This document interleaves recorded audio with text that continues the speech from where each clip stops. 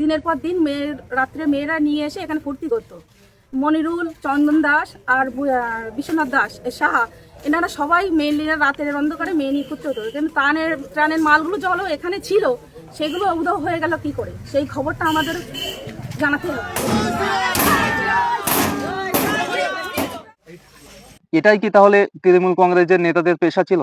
দেখুন, এই তৃণমূল কংগ্রেস ক্ষমতা হারানোর পরে প্রত্যেকটা জায়গায় আমরা দেখতে পাচ্ছি প্রত্যেকটা প্রধান, এই তৃণমূল কংগ্রেসের এমএলএ, এই তৃণমূল কংগ্রেসের যত সব নেতা মাতা আছে, প্রত্যেকটা বেশিরভাগ নেতা মাতা এই কাটমানির সাথে জড়িত। হ্যাঁ, এটা হচ্ছে হারোয়া বিধানসভা গোপালপুর 1 নম্বর অঞ্চলের 1 নম্বর পঞ্চায়েতের প্রধানের বাড়ি। আপনারা দেখতে পাচ্ছেন সেই প্রধানের বাড়ি অনেক মহিলা, অনেক জনগণ ঘেরাওয়া করেছে। কেননা তারা অভিযোগ করছে এটাই, যে সাধারণ জনগণের উন্নয়ন যেটা মানে সরকার থেকে দেওয়া হতো, এই গোপালপুর 1 নম্বর পঞ্চায়েতের প্রধান তার বাড়িতে সেই সব উন্নয়ন জমা করত, সেই সব উন্নয়ন কাটমানি করে সে তার বাড়িতে রাখতো।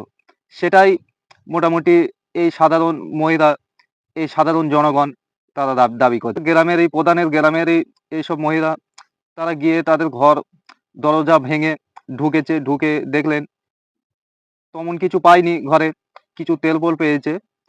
আর এই মহিলারা দাবি করছে যে মানে রাতারাতি সবকিছুই নিয়ে উধাও হয়ে গিয়েছে এই প্রধান।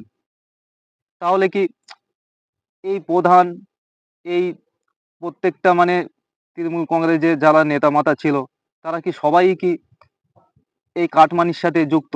আরো অভিযোগ করছে যে এই প্রধানের বাড়িতে রাতের বেলা অনেক ফুর্তি করা হতো, অনেক রকম মহিলা নিয়ে তারা ফুর্তি করতো, নানান রকম তারা মজায় মেতে থাকতো। আজ তৃণমূল কংগ্রেস ক্ষমতা থেকে হারানোর পরে সবকিছুই যেন সাধারণ মানুষের কাছে ক্লিয়ার। এই তৃণমূল কংগ্রেস আসলে অনেক অনুদান মানুষের মাঝে এনেছে, কিন্তু সঠিক কি এই অনুদানগুলো মানুষের কাছে গিয়েছে, নাকি এই তৃণমূল কংগ্রেসের যারা দায় দায়িত্বে ছিল সবকিছু তাদের পকেটে গিয়েছে? এটাই আজকে ভাবার বিষয়। কেন তৃণমূল কংগ্রেস এত শিগগিরই মানুষ এত শিগগিরই তাদেরকে দূরে সরিয়ে দিল? হয়তো এই সব কাটমানির জন্য, এই সব মানে অভিযোগের জন্য আজ তাদেরকে ঘেন্না করে দূরে সরিয়ে দিল।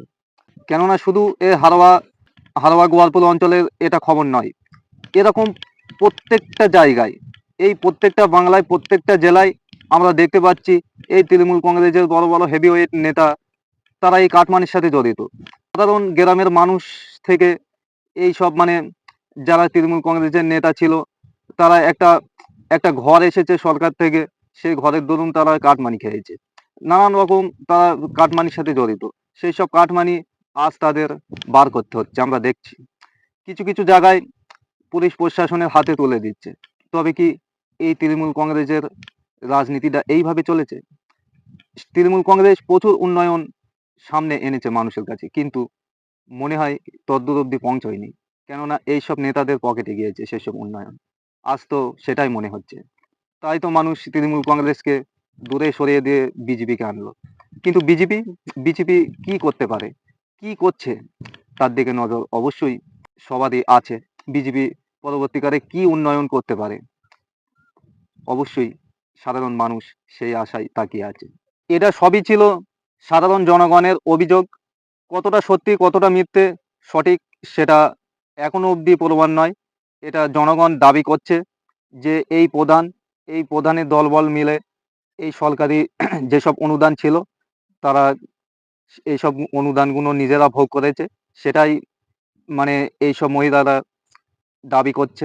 কতটা সঠিক কতটা বেঠিক আসলে পুরোটা ক্লিয়ার নয়, কিন্তু প্রত্যেকটা জায়গায় যেভাবে প্রমাণ হচ্ছে এটাই সাধারণ মানুষ মনে করছে যে বেশিরভাগ তৃণমূল কংগ্রেসের যারা দায় দায়িত্বে ছিল সবাই এই কাটমানির সাথে বেশিরভাগ অংশটা জড়িত। আপনাদের মূল্যবান মন্তব্য অবশ্যই আপনারা কমেন্টে জানাবেন। আপনি কি মনে করছেন এই বিষয়ে?